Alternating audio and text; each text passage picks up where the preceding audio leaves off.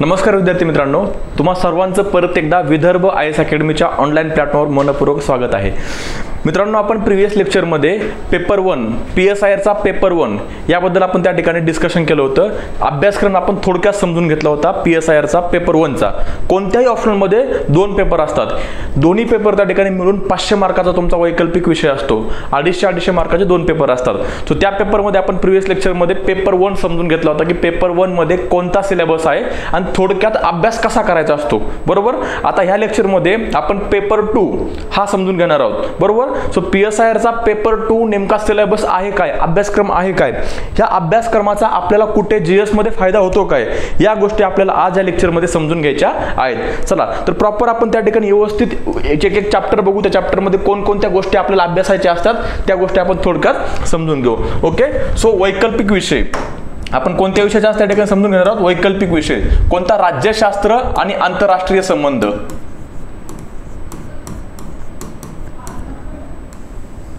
राज्यशास्त्र आणि आंतरराष्ट्रीय संबंध PSIR, बरोबर। ह्याचा पहिला पेपर आपण त्या ठिकाणी समजून घेतलेला आहे। आता आपण आज दुसरा पेपर त्या ठिकाणी समजून घेणार आहोत।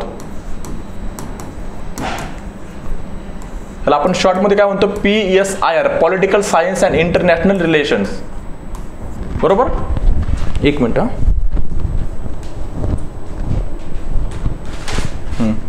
हा, वैकल्पिक विषय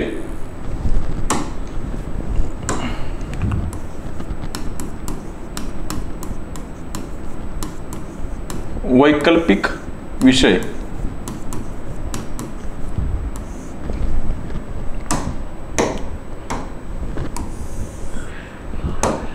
किती मार्काचा आहे तर 500 मार्काचा आहे, बरोबर।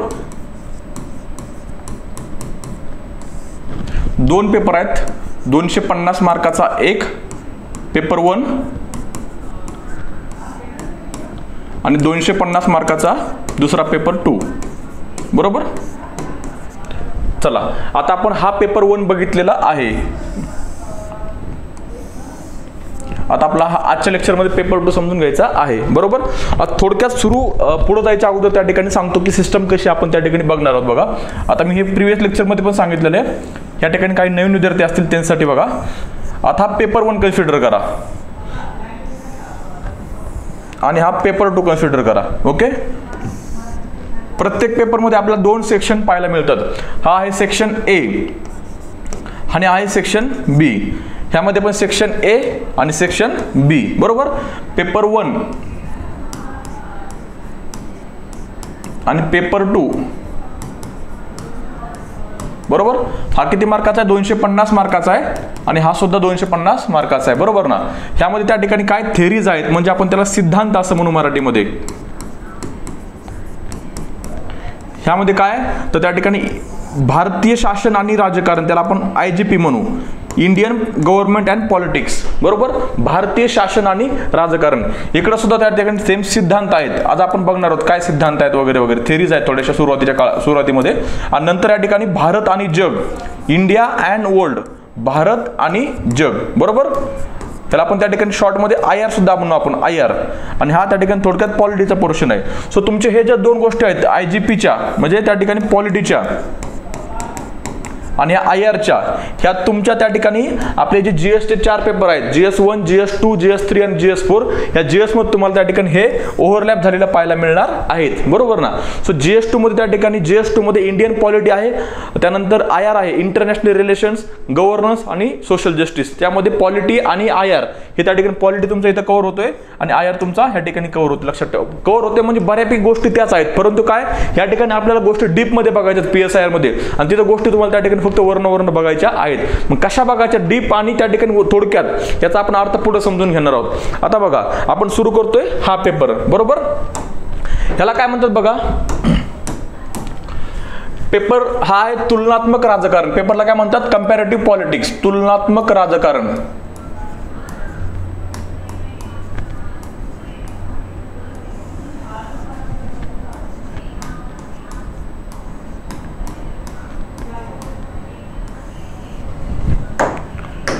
तुलनात्मक राजकारण, कंपॅरेटिव्ह पॉलिटिक्स, बरोबर। आता बघा, तुलनात्मक राजकारण म्हणजे काय की ह्या ठिकाणी आपल्याला वेगवेगळ्या देशांचा त्या ठिकाणी तुलनात्मकरित्या अभ्यास करायचा असतो. आता तुलनात्मकरित्या अभ्यास करत असताना आपल्याला असं नाही की त्या ठिकाणी भारत समोर ठेवायचा, अमेरिका समोर ठेवायचा आणि त्या ठिकाणी तुलना करायची, बरोबर. ह्या ठिकाणी बघा टॉपिक नंबर 1 आहे काय, त्या टॉपिकचं नाव सुद्धा आहे तुलनात्मक राजकारण. टॉपिकचं नाव सुद्धा काय, तुलनात्मक राजकारण, कंपॅरेटिव्ह पॉलिटिक्स. आता ह्या ठिकाणी आपल्याला काय करायचंय तर या ठिकाणी 2 दृष्टिकोन अभ्यासायचे आहेत. एक आहे पारंपरिक तुलनात्मक राजकारण, पारंपरिक तुलनात्मक दृष्टिकोन. एक आहे पारंपरिक तुलनात्मक दृष्टिकोन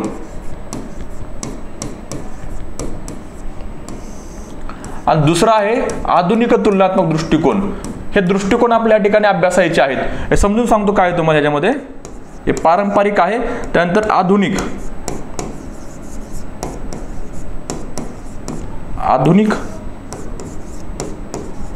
तुलनात्मक दृष्टिकोन.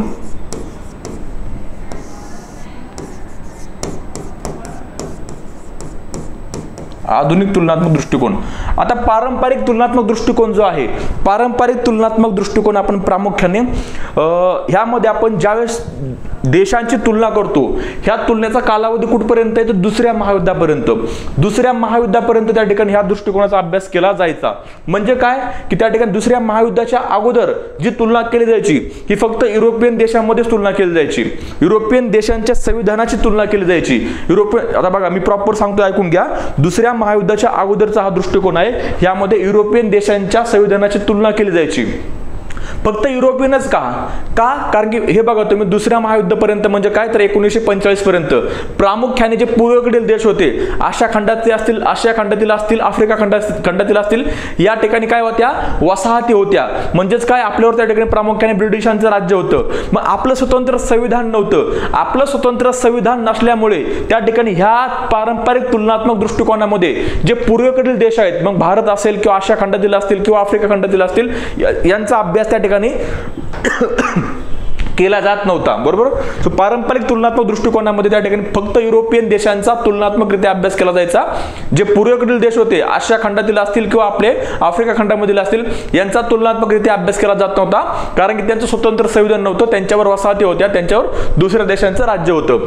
आणि ह्या आधुनिक तुलनात्मक दृष्टिकोनामध्ये आपल्याला काय बघायचंय तर त्या ठिकाणी सर्वच त्या ठिकाणी जगातील देशांचा तुलनात्मकरित्या अभ्यास कसा केला जातो, बरोबर. सो ह्या 2 गोष्टींचा आपल्या या ठिकाणी अभ्यास करायचा आहे. यामध्ये प्रामुख्याने आशिया खंडातील सुद्धा आले आणि आफ्रिका खंडातील सुद्धा आले. याबद्दल नंतर आपल्याला काय बघायचंय की तुलनात्मक राजकारणाच्या मर्यादा काय आहेत, काय त्या ठिकाणी अडथळे आहेत, तुलनात्मक संविधानाचा अभ्यास करत असताना काय मर्यादा आहेत, त्यानंतर ह्याचे फायदे काय आहेत, बरोबर.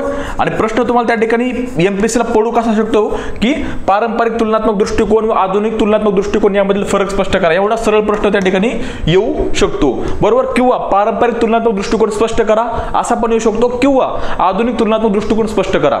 एकदम सरळ त्या ठिकाणी प्रश्न येण्याची शक्यता आपल्याला पाहायला मिळते, बरोबर.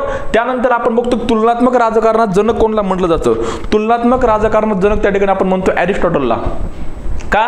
कारण की अरिस्टॉटलने त्या ठिकाणी सर्वप्रथम 158 संविधानाचा त्या ठिकाणी तुलनात्मकरित्या अभ्यास करून त्याची स्वतःची संविधानाचा सिद्धांत त्याने मांडला होता, थेअरी ऑफ कॉन्स्टिट्यूशन, बरोबर ना. सो 158 संविधानाचा तुलनात्मकरित्या अभ्यास केल्यामुळे त्याला तुलनात्मक राजकारणाचा जनक म्हणून सुद्धा ओळखलं जातं. कोणाला तर अरिस्टॉटलला. ओके, तुलनात्मक राजकारणाचा जनक कोण तर अरिस्टॉटल.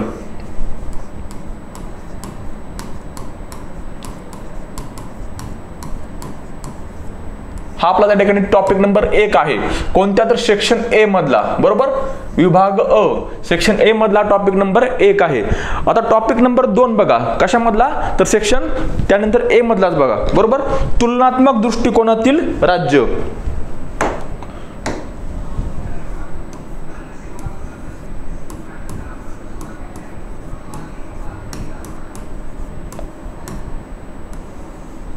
तुलनात्मक दृष्टिकोनातील राज्य.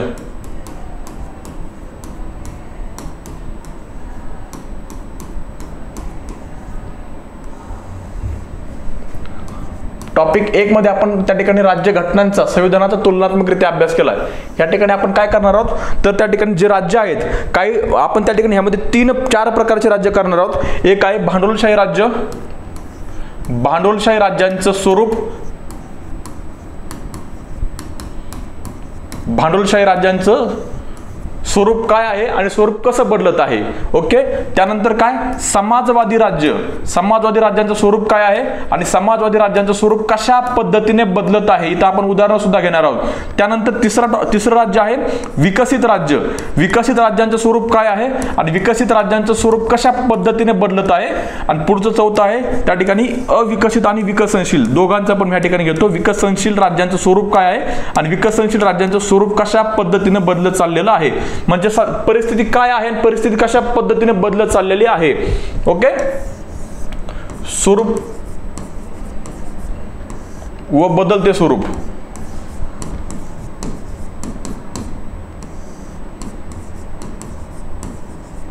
व बदलते स्वरूप. बरोबर. सो ह्या टॉपिकचा आपल्या या ठिकाणी अभ्यास करायचा आहे.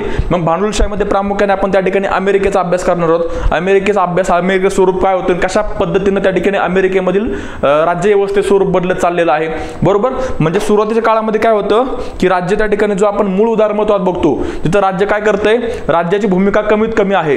राज्य लोकांसाठी त्या ठिकाणी जास्त कल्याणकारी योजना करत नाहीये. परंतु नंतरच्या टप्प्यामध्ये काय पाहायला मिळतं आपल्याला की राज्य त्या ठिकाणी लोकांसाठी कल्याणकारी योजना सुद्धा आखते. म्हणजे स्वरूप काय होतं आणि स्वरूप कशा पद्धतीने बदलत चाललेलं आहे, या सर्व 4 प्रकारच्या राज्यामध्ये आपण त्या ठिकाणी अभ्यास करणार आहोत. बरोबर. हा होता टॉपिक नंबर 2. आता टॉपिक नंबर 3 आपण बघतोय. टॉपिक नंबर 3 काय, प्रतिनिधित्व आणि सहभागाचे राजकारण. Representation and participatory politics. प्रतिनिधित्व व सहभागाचे राजकारण.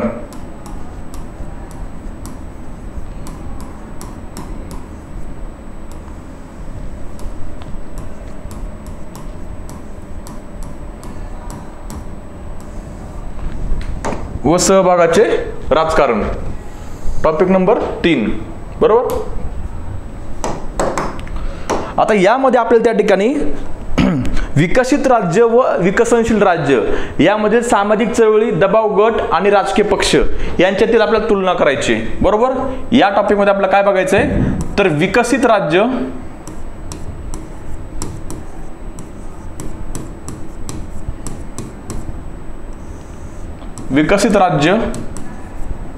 व विकसनशील राज्य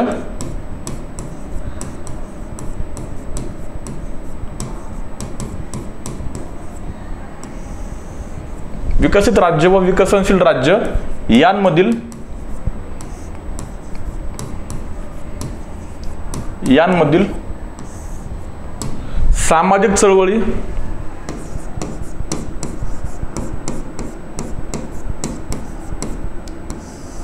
सामाजिक चळवळी, दबाव गट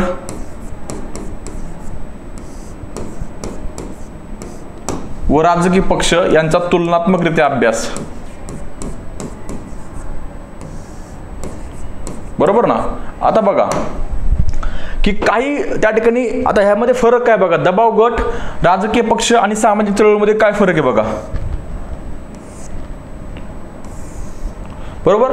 कोणताही त्या ठिकाणी राजकीय पक्ष सुरू होत असताना एखाद्या विषयावर त्या ठिकाणी तो अगोदर एखाद्या विषयापासून त्याची सुरुवात होते. काहीतरी पर्टिक्युलर विषयाला धरून त्या ठिकाणी तो राजकीय पक्ष सुरुवात होत असतो, त्याची सुरुवात होत असते. मग आता उदाहरण जर तुम्ही बघितलं की भारतीय राष्ट्रीय Congress, INC, Indian national Congress. बरोबर.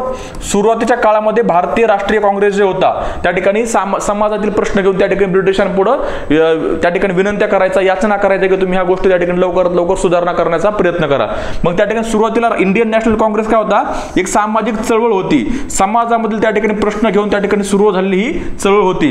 नंतरच्या काळामध्ये इंडियन नॅशनल काँग्रेस त्या ठिकाणी सरकारवर दबाव टाकायला लागली. बरोबर ना.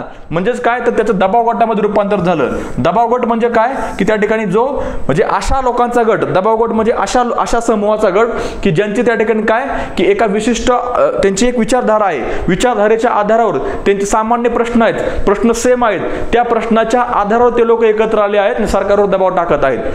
बरोबर ना. मग दबाव गटाचं आपण त्या उदाहरण जर घेतलं तर पर्यावरणीय चळवळ, पर्यावरणाचं होत असलेली रास, या पर्यावरणाची रास होते, कशामुळे होते तर सरकारच्या विविध धोरणांमुळे होते. मग त्यासाठी सरकारच्या विरुद्ध एकत्र येऊन लोक काय करतात, सरकारच्या विरुद्ध आंदोलन करतात, म्हणजे सरकारवर दबाव टाकतात. बरोबर. मग त्यानंतर दबाव गटाचं रूपांतर भविष्यामध्ये काय होतं, राजकीय पक्षामध्ये होतं. दबाव गट आणि राजकीय पक्षामध्ये फरक काय बघा मित्रांनो. दबाव गट जे आहे, दबाव गटाचा उद्देश त्या ठिकाणी सत्ता स्थापन करणे हा नसतो. दबाव गटाचा उद्देश काय असतो की सरकारवर त्या ठिकाणी प्रेशर टाकून स्वतःच्या मागण्या पूर्ण करून घेणे, सरकारवर दबाव टाकून स्वतःच्या मागण्या पूर्ण करून घेणे दबाव गटाचा उद्देश असतो. परंतु राजकीय पक्षाचा उद्देश काय असतो, निवडणुका लढून सत्तेमध्ये येणे. हा दोघातील मेजर फरक आहे. दबाव गटाचा उद्देश काय, स्वतःच्या मागण्या पूर्ण करून घेणे. राजकीय पक्षाचा उद्देश काय, तर निवडणुका लढवून त्या ठिकाणी सत्ता हस्तगत करणे किंवा सत्ता मिळवणे.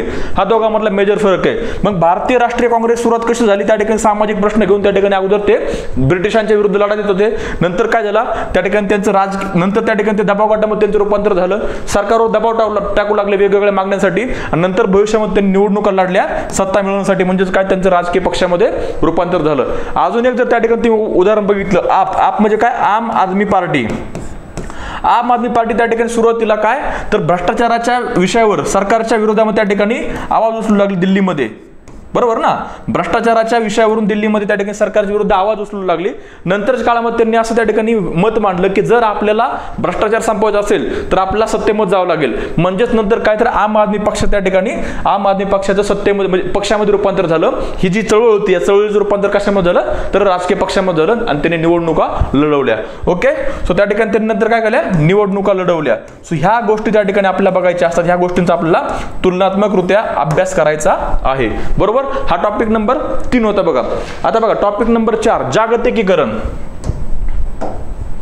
टॉपिक नंबर 4 काय, जागतिकीकरण, ग्लोबलायझेशन.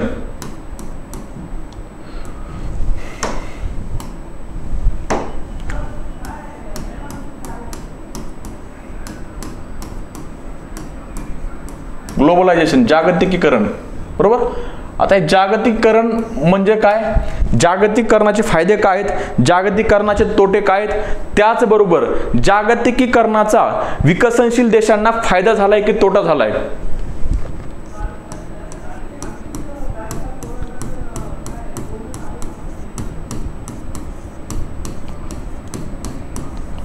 जागतिकीकरणाचा विकसनशील 100% विकसित देशांना तर फायदा झालेलाच आहे, त्याबद्दल दुमत नाहीये.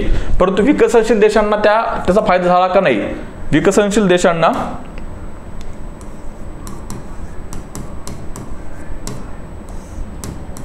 फायदा झाला की नाही. त्याचबरोबर सगळ्यात महत्त्वाचा प्रश्न त्या ठिकाणी आपल्या ह्यामध्ये काय बघायचा आहे, तर जागतिकीकरणामुळे देशांचं सार्वभौमत्व धोक्यात आले आहे का. ओके. जागतिकीकरणामुळे देशाचे सार्वभौमत्व धोक्यात आले आहे का.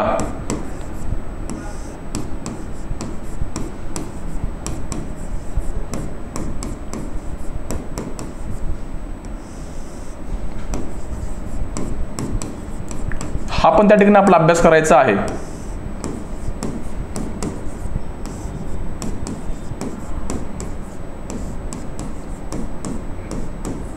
बरोबर. सो या गोष्टी आपल्या टॉपिक मध्ये अभ्यासायच्या आहेत. बरोबर ना.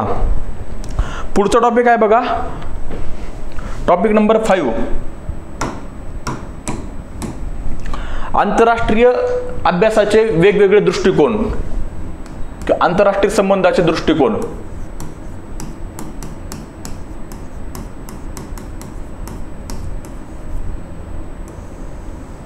आंतरराष्ट्रीय संबंधाचे दृष्टिकोन.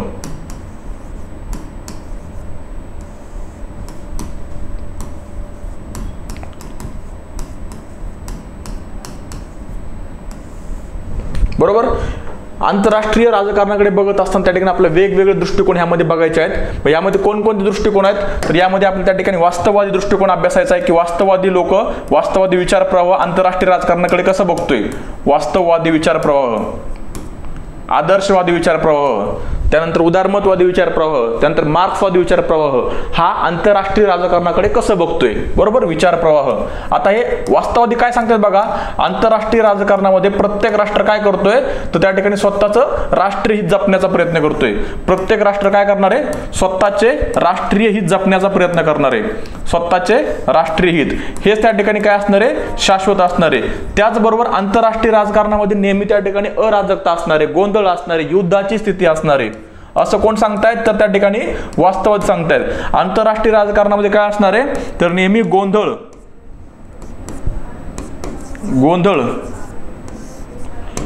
अराजकता म्हणजे काय, राज्य नसणे, ओके, त्यानंतर युद्धाची स्थिती असणार आहे आणि हेच आपण त्या ठिकाणी आजही अनुभवतोय आंतरराष्ट्रीय राजकारणामध्ये, बरोबर ना, युद्धाची स्थिती। यामध्ये मॅकियावेली एक विचारवंत आहे, मॅकियावेली काय म्हणतो माहितीये का की मॅकियावेली म्हणतो जर आंतरराष्ट्रीय संबंधामध्ये दोन राष्ट्रांमध्ये जर त्या ठिकाणी युद्ध सुरू असेल किंवा आंतरराष्ट्रीय राजकारणात युद्ध सुरू असेल तर ती सामान्य परिस्थिती आहे, ती नॉर्मल सिच्युएशन आहे। जर आंतरराष्ट्रीय राजकारणामध्ये युद्ध सुरू नसेल तर ती सामान्य परिस्थिती नाही, नॉर्मल सिच्युएशन नाहीये। बघा किती त्या ठिकाणी भयंकर विचार आहेत मॅकियावेलीचे। मॅकियावेली काय सांगतो परत ऐका की आंतरराष्ट्रीय राजकारणामध्ये जर त्या ठिकाणी युद्ध सुरू असेल तर that is the normal situation, ती सामान्य परिस्थिती आहे। परंतु आंतरराष्ट्रीय राजकारणामध्ये जर युद्ध सुरू नसेल तर ती सामान्य परिस्थिती नाही, काहीतरी भयंकर वेगळं काहीतरी होणार आहे। सो ह्या गोष्टी आपल्या यामध्ये अभ्यासायच्या आहेत। त्यानंतर आदर्शवादी विचार प्रवाह आहे, उदारमतवादी विचार प्रवाह आहे, मार्क्सवादी आहे, संरचनावादी आहे, हे विचार प्रवाह आपल्या यामध्ये अभ्यासायचे आहेत, बरोबर। हा होता टॉपिक नंबर 5। टॉपिक नंबर 6 नंबरचा काय त्या ठिकाणी, आंतरराष्ट्रीय राजकारणातील त्या ठिकाणी प्रमुख संकल्पना, बरोबर, आंतरराष्ट्रीय संबंधातील प्रमुख संकल्पना, टॉपिक नंबर 6।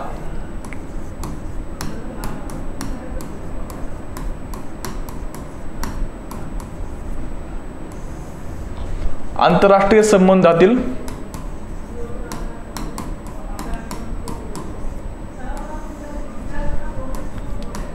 प्रमुख संकल्पना, टर्म्स, वेगवेगळ्या संज्ञा, बरोबर। आता बघा हा जो टॉपिक होता मित्रांनो तुमचा, हा टॉपिक तुमचा ऍज इट इज त्या ठिकाणी GS2 शी लिंक होतोय। GS2 मध्ये जे IR आहे, IR शी तुमचा हा टॉपिक काय होतोय तर लिंक होते, लक्षात ठेवा, बरोबर। IR मध्ये त्या ठिकाणी तुमचा हा टॉपिक लिंक होतोय, त्याचबरोबर हा टॉपिक सुद्धा तुमचा त्या ठिकाणी IR शी लिंक होतोय। IR म्हणजे काय, इंटरनॅशनल रिलेशन्स, कुठले तर GS2 मध्ये त्या ठिकाणी आपला IR चा अभ्यास करायचा असतो, त्यामध्ये ह्या गोष्टी तुमच्या लिंक होत आहेत, बरोबर आहे। आंतरराष्ट्रीय संबंधातील प्रमुख संकल्पना, कोणकोणत्या प्रमुख संकल्पना यामध्ये आहेत तर त्यामध्ये आपण एक दोन महत्त्वाचे बघू आता। एक आहे राष्ट्रीय हित, नॅशनल इंटरेस्ट। आंतरराष्ट्रीय राजकारणात प्रत्येक राष्ट्र काय करत असतो तर स्वतःचं राष्ट्रीय हित जपत असतो, बरोबर ना। परराष्ट्र धोरण म्हणजे काय, परराष्ट्र धोरण म्हणजे आंतरराष्ट्रीय राजकारणात परराष्ट्र धोरण म्हणजे प्रत्येक राष्ट्र काय करतोय तर स्वतःचं राष्ट्रीय हित जपतोय। भारताचं परराष्ट्र धोरण काय असणार आहे तर भारत त्या ठिकाणी स्वतःचं राष्ट्रीय हित जपण्याचा प्रयत्न करणार आहे, म्हणजेच ते भारताचं परराष्ट्र धोरण आहे।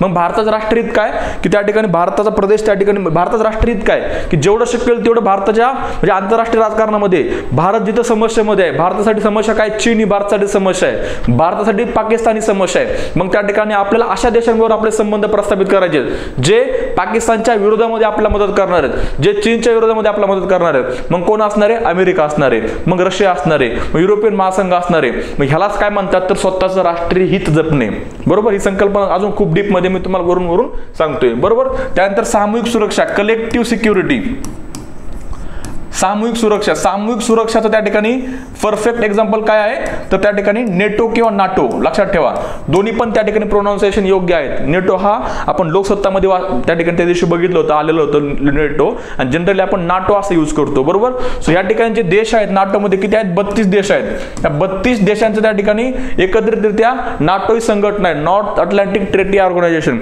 जर त्या कोणत्या एका देशावर त्या ठिकाणी हल्ला झाला तर सगळे देश त्या देशाच्या मदतीसाठी धावून येणार आहेत। या सगळे संकल्पना आपल्या ह्यामध्ये अभ्यासायच्या आहेत, बरोबर। त्यानंतर डेटरन्स असेल, कलेक्टिव्ह सिक्युरिटी आपण बघितलं आता, सो या सगळ्या गोष्टी आपल्याला त्यामध्ये अभ्यासायच्या आहेत।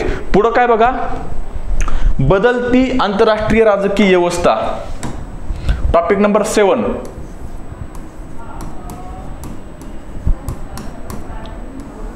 बदलती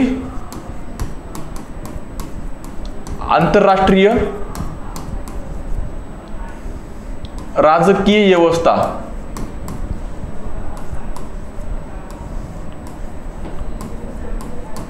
जागतिक व्यवस्था कशी या पद्धतीने बदलत चाललेली आहे त्याचा आपल्याला त्या ठिकाणी यामध्ये अभ्यास करायचा आहे.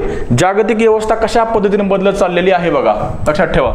तर त्या ठिकाणी अगोदर जागतिक व्यवस्था कशी होती, तर टू पोलर वर्ल्ड ऑर्डर किंवा आपण त्याला म्हणू द्विध्रुवीय. ओके, द्विध्रुवीय त्या ठिकाणी जागतिक व्यवस्था म्हणजे शीतयुद्धाच्या कालखंडामध्ये जग हे दोन भागामध्ये विभागलेलं होतं. बरोबर ना, शीतयुद्धाच्या कालखंडामध्ये जग हे दोन भागामध्ये विभागलेलं होतं. शीतयुद्धाच्या कालखंडात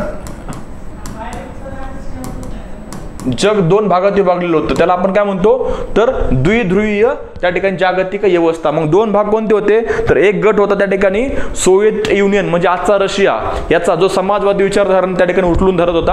आणि दुसरा गट कोणता होता, तर अमेरिका, जो उदारमतवादी लोकशाही किंवा भांडवलशाहीच्या विचारधारांना उचलून धरत होता. हे दोन गट त्या ठिकाणी आपल्याला शीतयुद्धाच्या कालखंडामध्ये पाहायला मिळतात. नंतर काय झालं, 1991 काय झालं, तर सोव्हिएत युनियनचं पतन झालं. सोव्हिएट युनियनचं पतनानंतर, विघटनानंतर त्या ठिकाणी एक ध्रुवीय जागतिक व्यवस्था म्हणजे फक्त अमेरिका जिवंत राहिली, किंवा अमेरिका जिवंत इन द सेन्स की अमेरिका ही व अमेरिकेची धुरीणत्व वर्चस्व त्या ठिकाणी आपल्याला आंतरराष्ट्रीय राजकारणामध्ये पाहायला मिळतं. मग त्याला आपण म्हणतो एक ध्रुवीय जागतिक व्यवस्था. बरोबर, एक ध्रुवीय म्हणजे अमेरिकेचं वर्चस्व त्या ठिकाणी जगामध्ये आता आपल्याला पाहायला मिळतंय. बरोबर, एक ध्रुवीय जागतिक व्यवस्था. आणि नंतरच्या काळामध्ये त्या ठिकाणी जेव्हा 2001 मध्ये अमेरिकेवर त्या ठिकाणी दहशतवादी हल्ला झाला, किंवा 2008चं जागतिक आर्थिक संकट असेल, ह्याचं त्या ठिकाणी नारळ अमेरिकेवर फोडलं गेलं. या सगळ्या गोष्टींमुळे अमेरिकेचं कुठंतरी धुरीणत्व वर्चस्व कमी होऊ लागलं. आणि सध्याच्या घडीला आपण त्या ठिकाणी बहुध्रुवीय जागतिक व्यवस्था बघतो, ज्यामध्ये एक देशाची त्या ठिकाणी सत्ता म्हणजे एक देशाचं धुरीणत्व नाहीये. अमेरिका आहे, युरोपियन महासंघ आहे, चीन आहे, भारत आहे, नंतर जपान आहे. हे देश त्या ठिकाणी आता हळूहळू काय करतायत, तर अमेरिकेच्या धुरीणत्वाला चॅलेंज देत आहेत. म्हणजे काय, तर बहुध्रुवीय जागतिक व्यवस्था. बहुध्रुवीय जागतिक व्यवस्था. बहुध्रुवीय जागतिक व्यवस्था. चलो, ह्या सगळ्या गोष्टींचा त्या ठिकाणी आपल्याला अभ्यास करायचा यामध्ये.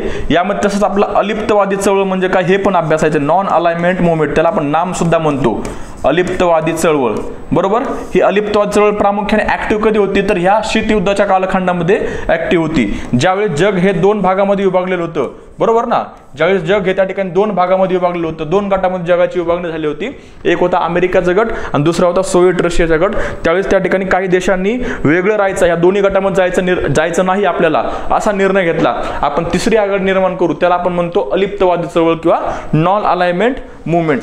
बरोबर, पुढचा टॉपिक आहे टॉपिक नंबर 8, आंतरराष्ट्रीय आर्थिक व्यवस्थेची उत्क्रांती. बरोबर, टॉपिक नंबर 8,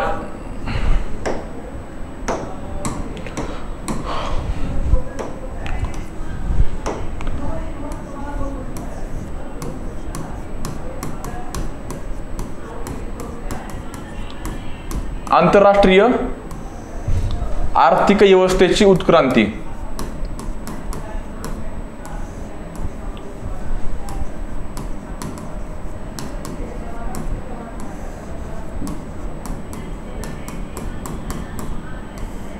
यामध्ये आपल्याला प्रामुख्याने ब्रिटन वूड पासून WTO पर्यंत किंवा जागतिक व्यापारी संघटनेपर्यंत आपल्याला अभ्यासायचं आहे. बरोबर, ब्रिटन वूड पासून ते WTO म्हणजे जागतिक व्यापार संघटनापर्यंत आपला कशा पद्धतीने त्या ठिकाणी अर्थव्यवस्था, जागतिक अर्थव्यवस्थेची जी उत्क्रांती आहे ती झालेली बघायचे. त्याचबरोबर जे तिसऱ्या जगातील देश आहेत, तिसऱ्या जगातील देश यांचा त्या ठिकाणी या व्यवस्थेला विरोध आहे. ते का विरोध आहे, कशामुळे आहे, किंवा ते दुसऱ्या व्यवस्थेची मागणी का करतायत, याचा सुद्धा आपल्याला अभ्यास करायचा आहे. तिसऱ्या जगातील देशांचा या व्यवस्थेला विरोध, या व्यवस्थेला विरोध का विरोध आहे ते पण आपल्याला बघायचं. त्यांचं असं म्हणणं आहे की बाबा ही जी आर्थिक व्यवस्था आहे, जागतिक आर्थिक व्यवस्था, याच्यावर विकसित राष्ट्रांचं त्या ठिकाणी होल्ड आहे, त्यांचं वर्चस्व आहे.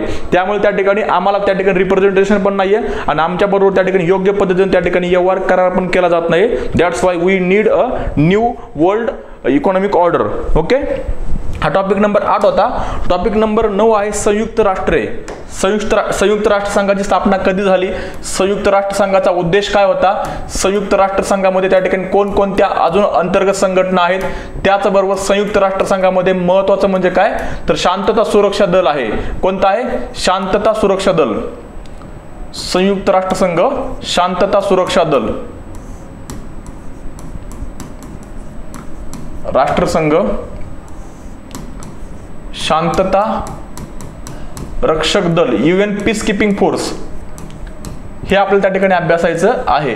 आता हे अलिप्त चळवळ झालं, त्यानंतर हे UN पीस कीपिंग फोर्स झालं, हे तुम्हाला त्या ठिकाणी सेक्शन बी मध्ये पण पाहायला मिळणार आहे. त्यामुळे ओव्हरलॅपिंग प्रचंड मोठ्या प्रमाणात तुम्हाला यामध्ये पाहायला मिळतं. बरोबर, शांतता रक्षक दल, त्यामध्ये भारताची भूमिका काय, या शांतता रक्षक दलामध्ये भारताची भूमिका, भारताची UN पीस कीपिंग फोर्स मध्ये भूमिका, म्हणजे हेच शांतता रक्षक दल, पीस कीपिंग फोर्स मध्ये भूमिका.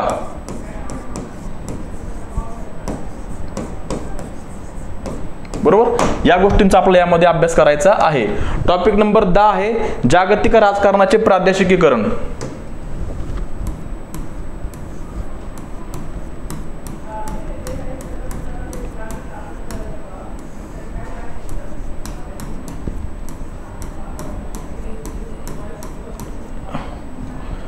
जागतिक राजकारणाचे प्रादेशिकीकरण.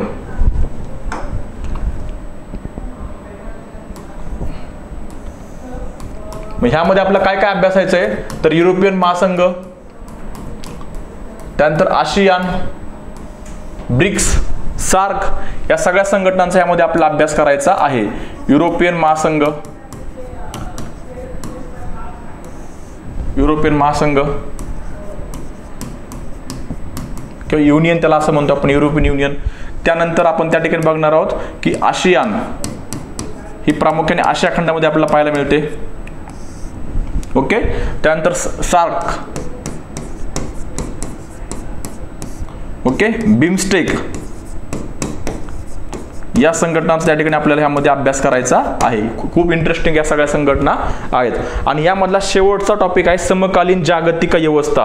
ह्या सेक्शन मधला शेवटचा टॉपिक आहे समकालीन जागतिक व्यवस्था.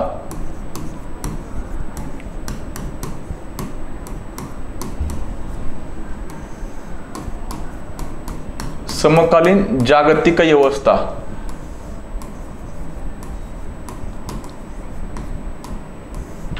बरोबर, यामध्ये आता समकालीन जागतिक समस्या, समकालीन जागतिक समस्या, यामध्ये आपल्याला काय बघायचंय तर त्या ठिकाणी आपल्याला बघायचं की आत्ताच्या समकालीन जागतिक समस्या कोणकोणत्या आहेत. त्या ठिकाणी मानवी हक्काच्या समस्या आहेत, पर्यावरणाच्या समस्या आहेत, दहशतवादाच्या समस्या आहेत, त्यानंतर जागतिक जे सहकार्य आहे, कॉर्पोरेशन आहे, त्या संदर्भात समस्या आहेत, विकसित देशांकडून विकसनशील किंवा अविकसित देशांवर लादले गेलेले नियम किंवा आण्विक प्रश्नात समस्या आहेत. या समस्यांचा आपल्या यामध्ये अभ्यास करायचा आहे. ओके, यामध्ये टोटल त्या ठिकाणी 11 टॉपिक्स आपल्याला बघायचे आहेत सेक्शन ए मध्ये, आणि सेक्शन बी मध्ये फक्त 8 टॉपिक्स आपल्याला बघायचे आहेत.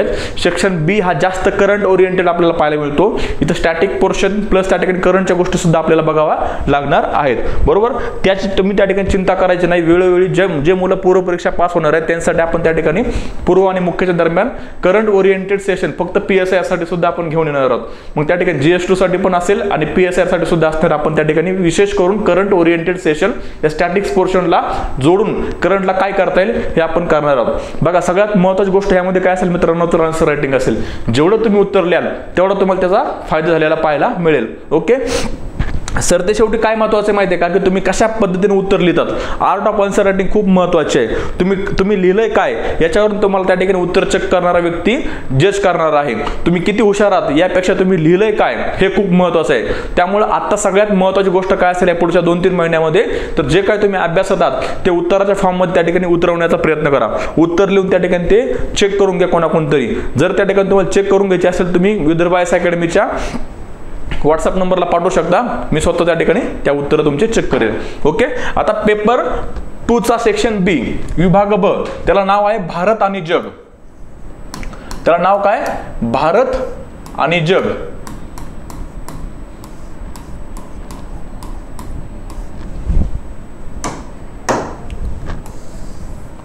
इंडिया अँड वर्ल्ड, बरोबर ना, भारत आणि जग. ठीक आहे. बघा आता यामध्ये पहिला टॉपिक आहे भारताच्या यामध्ये परराष्ट्र धोरणाचे भारताचं परराष्ट्र धोरण आणि त्यामध्ये प्रामुख्याने परराष्ट्र धोरणाचे निर्धारक घटक. भारताचे परराष्ट्र धोरण, आता हे तुम्ही सगळं GS2 मध्ये अभ्यासलेलं असणार आहे. परराष्ट्र धोरण म्हणजे काय, परराष्ट्र धोरणाचे निर्धारक घटक, भारताचं परराष्ट्र धोरण कसं बदलत गेलं, परराष्ट्र धोरणाची उत्क्रांती आपण त्याला म्हणू. भारताचे परराष्ट्र धोरण,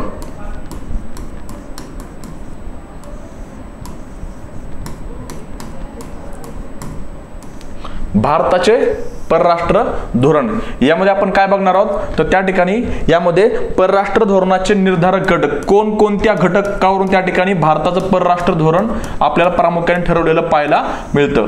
परराष्ट्र धोरणाचे निर्धारक घटक उदाहरणार्थ काय, तर इतिहास निर्धारक घटक म्हणजे काय मित्रांनो, की बाबा संबंध म्हणजे प्रस्थापित करत असताना, परराष्ट्र धोरण ठरवत असताना भारत कोणत्या गोष्टींचा विचार करतोय. यामध्ये महत्वाची गोष्ट त्या ठिकाणी काय, तर ऐतिहासिक घटक. एक इतिहास, की भारताचा इतिहास कसा आहे, त्या ठिकाणी भारत इतिहासाच्या आधारावर त्या ठिकाणी काय करतोय, तर स्वतःचे परराष्ट्र धोरण ठरवते. आता इथं बघा भारताचे इतिहासामध्ये पण किंवा आपण भारताची पार्श्वभूमी जर बघितली परराष्ट्र धोरणाची, इतिहासामध्ये भारताचे रशियाबरोबर चांगले संबंध राहिलेत. 1971 भारत रशिया मैत्री करार झालेला आहे. त्यामुळे आजही सध्याच्या परिस्थितीमध्ये सुद्धा ज्यावेळेस रशिया युक्रेन युद्ध सुरू आहे, या रशिया युक्रेन युद्धाच्या पार्श्वभूमीमध्ये सुद्धा भारताने रशियाच्या बाजूने अप्रत्यक्षरित्या त्या ठिकाणी काय केलेलं आहे, तर बाजू घेतलेली आहे. म्हणजे इतिहासाच्या आधारावर तुमचं त्या ठिकाणी आजचं परराष्ट्र धोरण ठरवलं जाणार आहे. त्यानंतर काय आहे, तर तुमचं त्या ठिकाणी भौगोलिक घटक आहे.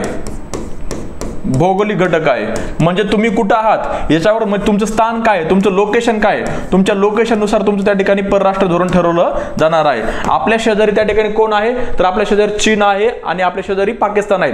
त्यामुळे आपल्या अमेरिकेची गरज आहे, त्यामुळे आपल्या रशियाची गरज आहे. जर आपण दक्षिण अमेरिका खंडामध्ये जर असतो तर आपल्याला चीन आणि पाकिस्तानशी काहीच घेणं देणं नसतं. सो आपल्या लोकेशन नुसार त्या ठिकाणी आपलं परराष्ट्र धोरण ठरवलं जाणार आहे. मग चाणक्य काय म्हणतो या ठिकाणी, तुम्ही तुमचा मित्र निवडू शकता परंतु तुम्ही तुमचा शेजारी निवडू शकत नाही. तुम्ही तुमचा मित्र निवडू शकता परंतु तुम्ही तुमचा शेजारी निवडू शकत नाही. त्याचबरोबर चाणक्य काय म्हणतो, की तुमच्या एखाद्या देशाचा शेजारील देश तो त्या देशाचा नैसर्गिक शत्रू असतो. तो देशाचा नैसर्गिक शत्रू असतो, लक्षात ठेवा. हे चाणक्याचे उच्चार आहेत. अशा पद्धतीने त्या ठिकाणी काय केलेलं आहे, तर हे आपल्याला ह्यामध्ये निर्धारक घटक बघायचे आहेत. त्याचबरोबर याची उत्क्रांती कशी झाली, बरोबर, सुरुवातीच्या काळामध्ये कशा पद्धतीने परराष्ट्र धोरण आखलं जायचं, नंतरच्या काळामध्ये कसं धोरण बदलत गेलं, या गोष्टींचा आपला अभ्यास करायचा आहे. उदाहरणार्थ नेहरूंच्या कालखंडामध्ये आपण बघतो की भारताचं परराष्ट्र धोरण आदर्शवादी होतं. नंतरच्या काळामध्ये इंदिरा गांधीजी आल्यानंतर काय झालं, तर ते धोरण वास्तववाद झालं. आणि आता मोदीजीच्या काळामध्ये सुद्धा आपल्याला परराष्ट्र धोरण वास्तववादी हे पाहायला मिळतं. ओके, सो ह्या टॉपिकचा आपल्या यामध्ये अभ्यास करायचा आहे. त्यानंतर दुसरा टॉपिक आहे अलिप्तवादी चळवळीत भारताचे योगदान. टॉपिक नंबर 2 खूप इंटरेस्टिंग आहे. हा सेक्शन ए मध्ये सुद्धा आहे, आपण आता बघितलेला. ओके, हे बघा तुम्हाला दाखवतो.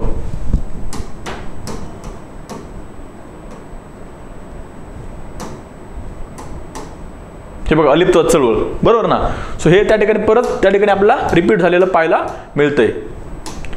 अलिप्तवादी चळवळीत भारताची भूमिका.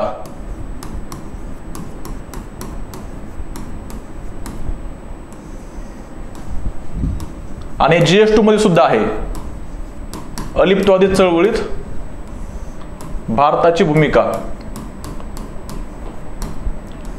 भारत प्रामुख्याने त्या ठिकाणी अलिप्तवादी चळवळीसाठी भारताने प्रामुख्याने पुढाकार घेतलेला आपल्याला पाहायला मिळतो.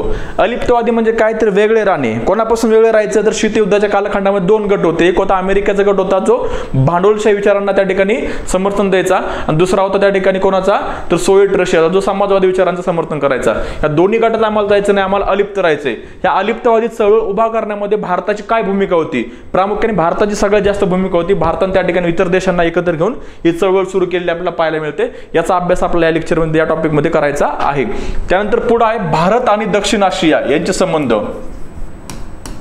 भारत आणि दक्षिण आशिया यामध्ये आपला काय अभ्यास आहे मित्रांनो, भारत भारत आणि पाकिस्तानचे संबंध, भारत आणि बांगलादेशचे संबंध, भारत आणि भूतानचे संबंध, भारत आणि त्या ठिकाणी श्रीलंकेचे संबंध, ह्या गोष्टी आपल्याला या टॉपिक मध्ये अभ्यासायचे आहेत. ओके, भारत पाकिस्तान, भारत बांगलादेश, भारत नेपाळ, भारत भूतान, भारत श्रीलंका हे जे देश आहेत, हे जे दक्षिण आशियामधील देश आहेत, या दक्षिण आशिया देशामधील भारताचा त्या ठिकाणी कशा पद्धतीने त्यांचे संबंध प्रस्थापित झालेले आहेत हे आपल्याला त्या ठिकाणी अभ्यासायचं आहे. ओके, खूप इंटरेस्टिंग टॉपिक आपल्याला पाहायला मिळतो. हाच टॉपिक तुम्हाला GS2 मध्ये सुद्धा आहे. ह्याच गोष्टी तुम्हाला GS2 मध्ये सुद्धा आहेत ॲज इट इज. बरोबर. पुढे बघा आता भारत आणि जागतिक दक्षिण. टॉपिक नंबर 4 काय? भारत आणि जागतिक दक्षिण. ग्लोबल साऊथ, त्याला इंग्लिश मध्ये काय म्हणतात? Global south.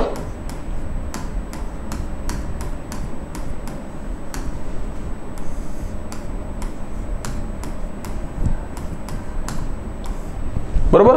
भारत आणि जागतिक दक्षिण.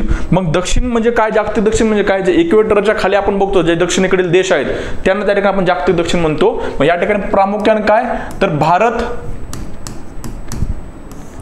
आणि आफ्रिका खंड यामधील संबंध, यांच्यातील संबंध. बरोबर. त्यानंतर भारत आणि लॅटिन अमेरिका किंवा दक्षिण अमेरिका यांच्यातील संबंध.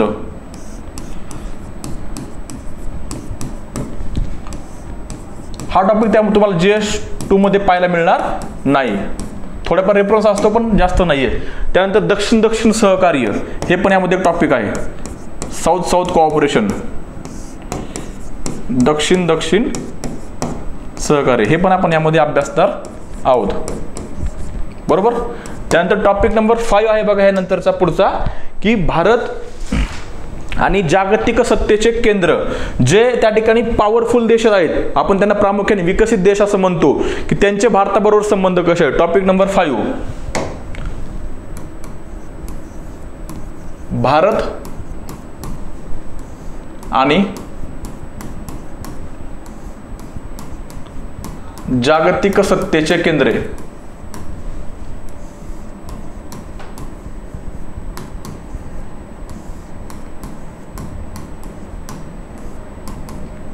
बरोबर.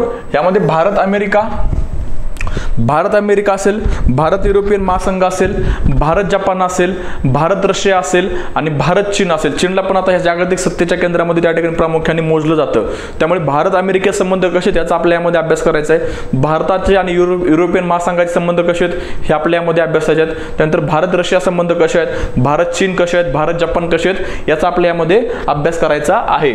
पुढचं टॉपिक आहे भारत आणि संयुक्त राष्ट्रसंघ. बघा हे आपण बघितलेलं आहे. भारत आणि संयुक्त राष्ट्रसंघ.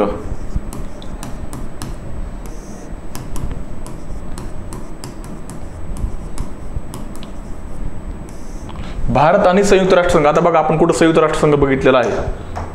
हे बघा संयुक्त राष्ट्र किंवा राष्ट्रसंघ हेच परत त्या ठिकाणी सेक्शन बी मध्ये तुम्हाला अभ्यासायचं आहे. बरोबर. आणि हे जे संयुक्त राष्ट्रसंघ टॉपिक आहे, हा जो टॉपिक आहे, हा टॉपिक तुम्हाला कुठं अभ्यासायचा आहे तर त्या ठिकाणी GS2 मध्ये पण ह्या गोष्टी थोड्या रेफरन्सला येणार आहेत. GS2 मध्ये पण ह्या गोष्टी आहेत, लक्षात ठेवा. इथं GS2 मध्ये पण तुम्हाला भारत रशिया बघायचा आहे, भारत चीन बघायचा आहे, भारत अमेरिका बघायचा आहे. बरोबर. सो ओव्हरलॅपिंग एवढ्या पर्सेंट मोठ्या प्रमाणात आहे. हा PSI तुम्हाला काय करणार आहे, एक बेस देणार आहे, एक त्या ठिकाणी तुमचा पाया मजबूत करणार आहे. जर तुम्हाला कसल्या पद्धतीने प्रश्न आला तर तुम्हाला टॅकल करता आला पाहिजे. कशामुळं कसा येईल टॅकल करता तर तुम्हाला त्या ठिकाणी PSI हा तुमचा एक बेस तयार करून देणार आहे हा विषय. बरोबर. त्यानंतर काय पुढचं तर भारत आणि आण्विक प्रश्न. टॉपिक नंबर 7 भारत आणि आण्विक प्रश्न, न्यूक्लिअर क्वेश्चन.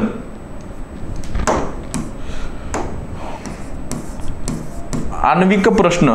ओके. यामध्ये आपल्याला त्या ठिकाणी वेगवेगळ्या ट्रेटींचा अभ्यास करायचा आहे. 1963 ला त्या ठिकाणी पार्शियल न्यूक्लिअर डिसआर्ममेंट ट्रेटी झाली होती. 1963 ला. 1996 ला पण त्या ठिकाणी कॉम्प्रिहेन्सिव्ह त्या ठिकाणी ट्रेटी झाली होती, ज्याचा भारताने त्यामध्ये भारताने सहभाग नोंदवला नाही त्या करारामध्ये. 1963च्या करारामध्ये भारताने सहभाग नोंदवला होता. नंतरच्या काळामध्ये ज्यावेळेस भारतानं आण्विक चाचणी केली, भारतावर त्या ठिकाणी बंधन लादले गेले, त्या गोष्टींचा आपल्या ह्यामध्ये अभ्यास करायचा आहे. ओके. आणि हा शेवटचा टॉपिक आहे भारत आणि परराष्ट्र धोरणातील अलीकडील घडामोडी. इथं करंटच्या गोष्टी आपल्याला प्रामुख्याने बघायच्या आहेत. टॉपिक नंबर 8 भारत आणि परराष्ट्र धोरणातील अलीकडील घडामोडी.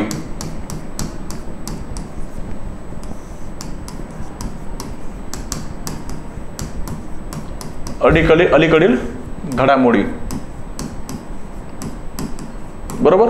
आता अलीकडील घडामोडी म्हणजे काय, तर रिसेंटली त्या ठिकाणी आपण बघतो की अफगाणिस्तानमध्ये तालिबान्यांनी वर्चस्व मिळवलेलं आहे. मग भारताचे तालिबान्यांचे संबंध कसे आहेत ते आपल्याला अभ्यासायचे आहेत. बरोबर. म्यानमारमध्ये जर त्या ठिकाणी म्यानमार आणि भारताचे संबंध कसे आहेत, आता इस्रायल पाकिस्तानमध्ये युद्ध झालं त्या ठिकाणी भारतानं काय स्टँड घेतलेला आहे, रशिया युक्रेनमध्ये युद्ध झालं भारतानं काय स्टँड घेतलेला आहे, या सगळ्या गोष्टींचा आपल्या ह्यामध्ये अभ्यास करायचा आहे. ओके मित्रांनो, ओव्हरलॅपिंग प्रचंड मोठ्या प्रमाणात आहे. आपली PSIRची बॅच त्या ठिकाणी ऑक्टोबर महिन्यात सुरू झालेली आहे. तुम्हाला जर असं वाटतं की आता ही एक्झाम पुढची टार्गेट करायची आहे, ही एक्झाम आता येणारी 28 सप्टेंबरची टार्गेट करायची आहे, तर आपले जवळजवळ त्या ठिकाणी 70% बॅच कंप्लीट झालेली आहे. तुम्ही बॅच परचेस करू शकता आणि जे लेक्चर कंप्लीट झाले ते त्या ठिकाणी 2-2, 3-3 लेक्चर दिवसाला बघू शकता. म्हणजे तुमचं त्या ठिकाणी ऍटलिस्ट पूर्ण PSIR एकदा चांगल्या पद्धतीने बघून होणार आहे पुढच्या 2 महिन्यामध्ये, 2.5 महिन्यामध्ये. ओके. सो तुम्हाला जर त्या ठिकाणी अधिक माहिती पाहिजे असेल तर तुम्ही आपल्या विदर्भ IAS अकॅडमीच्या पुणे ब्रँचला कॉन्टॅक्ट करू शकता. आय होप तुम्हाला लेक्चर आवडला असेल. तुर्तास एवढेच, इथेच थांबू. धन्यवाद. Thank you so much for the lecture.